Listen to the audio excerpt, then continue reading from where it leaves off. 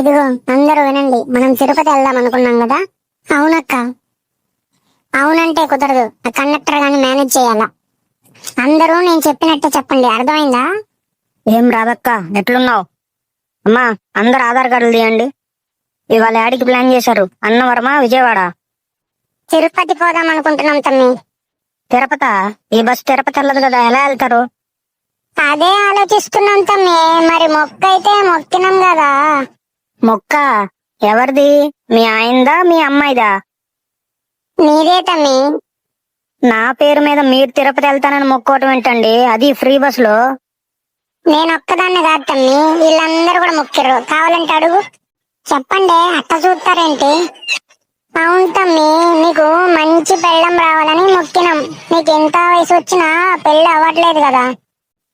అయినా నా పెళ్లికి మీరు మొక్కోవటం ఏంటండి, నా కర్మ కాకపోతే? ఇగో తమ్మి, తీసుకపోతే తీసుకోబో, లేకపోతే లేదు. అంతేగాని ఇట్లా మాట్లాడకు. అయినా నిన్ను చూస్తుంటే మా ఇంటి వెనక సుబ్బారావే గుర్తొస్తున్నాడు తమ్మి. సుబ్బారావా?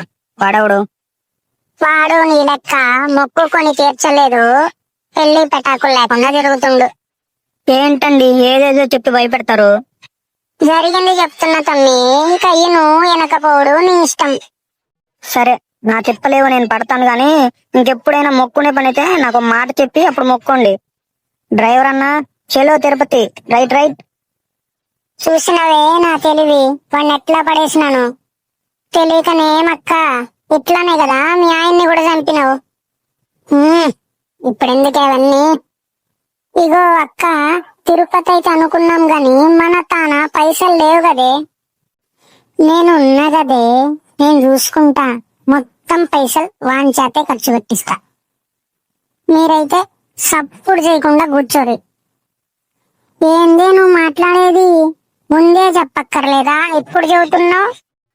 ఏంటక్క, ఏమైంది? ఏంటా గొడవ? ఏం లేదు తమ్మి, ఈ మొక్కు నీది కాబట్టి ఈ ఖర్చు అంతా నువ్వే పెట్టాలనంట. ఇప్పుడే చెప్తుంది ఇది. ఇంతమంది అంటే నా వల్ల కాదక్క. వరద బాధితుల్లాగా మీరు 100 మంది ఉన్నారు. పులిహోర పొట్లం లాగా నేను ఒక్కడనే ఉన్నానక్క. అసలే శాలరీ కూడా పడలేదు. సరే వద్దులే తమ్మి, వెనక్కి పోదాం, బస్సు తిప్పు. కానీ తమ్మి, గా సుబ్బారావు గారు. అక్క అక్క వద్దే, ఆ సుబ్బారావు గాని తీరెత్తొద్దే, మొత్తం ఖర్చు నేనే పెట్టుకుంటా. ఒరే సుబ్బారావు, నువ్వెక్కడ దొరికావురా నాకు? చూసినవా నేను తెలివి, వాడిని ఎట్లా బకరాన్ చేసిను. నాకెందుకు తెలియదక్క, ఈ తెలివితోనే కదా మీ అత్త ఆస్తి మొత్తం కొట్టేసినావు.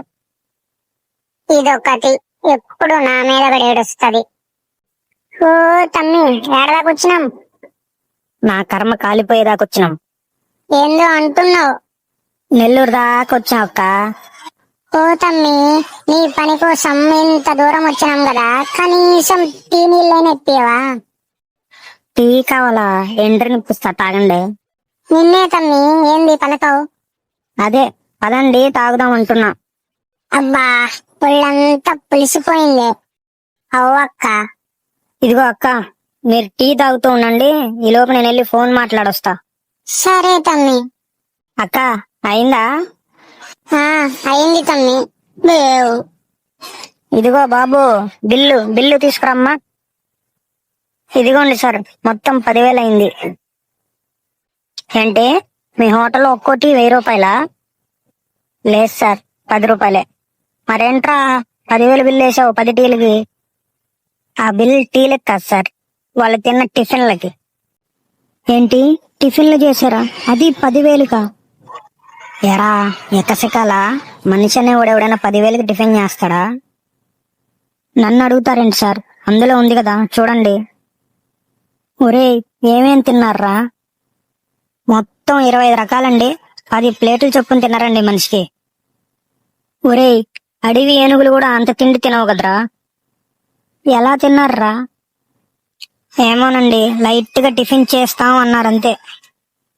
వీళ్ళు లైట్ గా టిఫిన్ చేస్తేనే 10,000 అయినాయి అంటే, వీళ్ళు ఫుల్ మీల్స్ తింటే పాకిస్తాన్ అమ్మినా సరిపోదు. ఏంది తమ్మి, ఇంతసేపు ఏం చేస్తున్నావు? ఏం లేదక్క, టిఫిన్లు సరిపోయినాయా లేదా, ఇంకేమన్నా తెప్పించమంటావా అని. ఏముంది తమ్మి, ఏం తిన్నా అరగతలేదు, సస్తలేదు. అరక్కపోతేనే 6 దేశాల తిండి తిన్నారంటే వీళ్ళు వయసులో ఉన్నప్పుడు వరల్డ్ బ్యాంకు నిధులు కూడా సరిపోయి ఉండవు. ఏందో అంటున్నావు తమ్ముడు? ఏం లేదక్క, కిళ్ళి ఏమన్నా కావాలేమోనని అడుగుతున్నాను. ఆ తీసుకురా తమ్మి, భోజనం చేసి నాకు వేసుకుందాం. ఏంటి మళ్ళీ తింటారా? ఏందో తమ్మి అంటున్నావు? ఏం లేదక్క, సరే అంటున్నా, మీరు పడుకోండి. అక్క, అలిపిరి మెట్టుల దాకా వచ్చాం, దిగండి. అవు తమ్మి, నువ్వు మోకాళ్ళ మీద నడవాలి. ఏంటి మోకాళ్ళ మీద కొండెక్కాలా? అప్పుడు నేను పెళ్లి కాదు, మోకాళ్ళు అరిగిపోయి మీలాగా పింఛన్ తీసుకోవాలి నెలలా. తమ్మి, నడిచి నడిచి గొంతు ఎండకపోతాంది, ఒక సోడా ఇప్పి రాదే. ఏందక్క ఇది, ఇంకా 10 మెట్లు కూడా ఎక్కలేదు, అప్పుడే 10 కిలోమీటర్లు నడిచినట్టు థమ్సప్లు సోడాలు అడుగుతారు. మీరు ఇలా 10 మెట్లకు ఒకసారి పెప్సీలు, ఆయాసం వచ్చినప్పుడల్లా ఆరెంజ్ జ్యూస్లు అంటే ఇక అయినట్టే. సర్లే కానీ తమ్మి, కానీ ఇంకా సుబ్బారావు గారు. ఏంటక్క, రోజుకి 10 సార్లు ఆ సుబ్బారావు గారి పేరు చెప్పి భయపెడతావు? సర్లే, ఎట్నో తగలెట్టండి. ఈ సుబ్బారావు గారి పెళ్లి నా చావుకొచ్చింది. ఇగో అన్న, 10 సోడాలి. ముందు మీరు తాగండి, మీరు తాగితే నేను తాగినట్టే. అబ్బా చల్లగుంది తమ్మి. 1000 రూపాయలు ఇచ్చినాం కదక్క, ఎందుకు చల్లగా ఉండదు? నాకే ఎక్కడో మండుతుంది. అవు ఫ్యామిలీతో వచ్చినట్టున్నారు, ఏదైనా మొక్కుందా అండి? అవునండి, మా అమ్మాయికి మంచి సంబంధం కోసం వెతుకుతున్నాం. మీరు మొక్కు కోసమే వచ్చినారా? ఇగో మా తమ్మునికి 30 ఏళ్ళు వచ్చినా లగ్గం అయితే లేదని పరేషాన్ అయితంటే తీసుకొచ్చిన మొక్కుకొని. ఒసే అక్క, వాళ్ళు అడిగారంటే నాకు పెళ్ళయిందా కాలేదని, ఇప్పుడు ఎందుకే ఇవన్నీ? అరే గట్ల ఫీల్ అవుతావేంది తమ్మి? ఏం తమ్మి గడెందుకు గంతలా నవ్వుతున్నాడు? నువ్వు మీ ఆయన్ని ఎలా చంపావో చెప్పానక్క, దాన్ని వాడు కామెడీ అనుకుని నవ్వుతున్నాడు. అవు అక్క, నీది మీ ఆయనది లవ్ మ్యారేజ్ అంటగా? అవు తమ్మి, నీకెట్లా తెలుసు? నాకేందక్క, ఊరు మొత్తానికి తెలుసు కదా. నీకు మీ ఆయన ఆస్తి అంటే ఇష్టం, మీ ఆయనకి తడికెళ్ళి సత్యవతి అంటే ఇష్టం. అబ్బా వచ్చేసినాం అక్క ఫైనల్ గా, ఇక రూమ్ తీసుకోండి. ఆ తమ్మి, నువ్వు గుండు కొట్టించుకుంటే ఇక దర్శనానికి పోదమే తమ్మి. ఏ నేను గుండు కొట్టించుకున్నాడేంది? అదంతా నాతో నవ్వదు. అది మొక్కు తమ్మి, ఇక నీ ఇష్టం.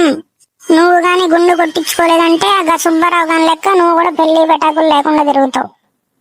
ఒసేయ్, పెళ్లి కావాల్సిన వాడిని కూడా లేకుండా గుండు కొట్టిస్తారా? చెప్తాను మీ సంగతి, నాకు ఛాన్స్ దొరకపోద్దా?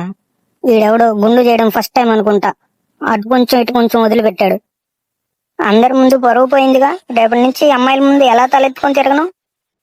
మస్తుగున్నావు తమ్మి. అవునా, అంత బాగున్నానా? రండి, మీకు కూడా కొట్టిస్తా, డోలు తీరిపోద్ది. సర్లే, దర్శనానికి టైం అవుతుంది, పోదాం పదండి. అరే తమ్మి, ఈ కాంప్లెక్స్ లో వేసినారంటే అప్పుడే వదలరు తమ్మి. అక్క పాలిస్తున్నారే చెవులో, పోదాం పదవే. ఇంత మందిలో మనం పోయినామంటే కాలే పాలు మన మీద పోస్తారు, అప్పుడు ఆరేదాకా రుద్దుకోవాలి బర్ణాలు. మరి ఎట్నే ఎవరు పోతారు? నేను ఉన్నా కదే, ఆ బకరాగాన్ని పంపిస్తా చూడు. తమ్మి పోయి పాలు తీసుకురారాదే అందరికి, మాకేమో మోకాళ్ళ నొప్పులు అయిపోదామంటే. ఏమండి, ఏమన్నంటే ఫీల్ అవుతారు. నా అవతారం చూసారా? చిన్నపిల్లల దగ్గర చాక్లెట్లు ఎత్తుకుపోయేలాగా ఉన్నాను, అక్కడ అందరు అమ్మాయిలే ఉన్నారు. సుబ్బారావు, మీకు దండం అండి, చెప్తాను ఆగండి. అరే ఏంది తమ్మి, పాలాభిషేకం చేయించుకున్న విగ్రహం లెక్క ఇట్లా పోసుకున్నావు పాలని నెత్తి మీదకెళ్ళి? నవ్వు ఆపుకుంటున్నావు కదే, నీకెన్ని ముందే తెలుసు కదా ఈ జనం వెళ్తే మీద పోస్తారని, అయినా కూడా నన్ను పంపించావు కదే. అక్క ఉప్మా పెడుతుర్రే. ఊకోవే, ఈ జనంలో పోయినామంటే కాలే ఉప్మా మీద నొక్కుతారు. దీన్ని సెట్ చేస్తావు.